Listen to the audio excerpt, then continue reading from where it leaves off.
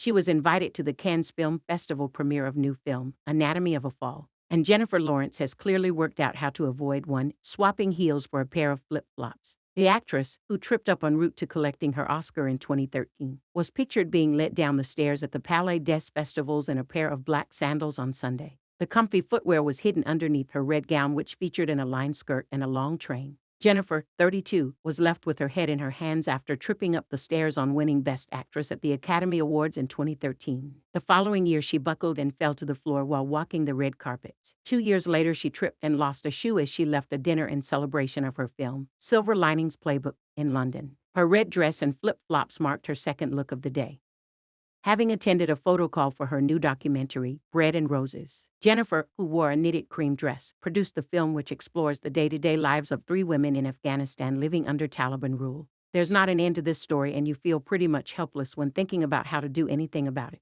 she said. It's a hard thing to market. The arrival of the militant political movement in Kabul in 2021 had a disastrous effect on women's rights in the country. They were immediately stripped of any right to an education, as well as limits on employment and their access to public spaces. A tale of resilience is described as a raw, unsanitized depiction of the female plight in Afghanistan. It particularly focuses on 3 women who endeavor to recover their identity and autonomy as viewers see the experience through their eyes.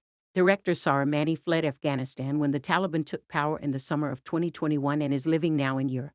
Elsewhere at the festival, Leonardo DiCaprio and Martin Scorsese were set for a victory lap after their crime epic, Killers of the Flower Moon, scored rave reviews, while the festival prepared to bow down before Jude Law as King Henry VIII. Scorsese's latest opus, about a wave of murders among oil-rich Osage Indians in the 1920s, was showered in words like searing, triumph, and masterpiece by critics who scored the Cannes Film Festival's hottest ticket on Saturday night.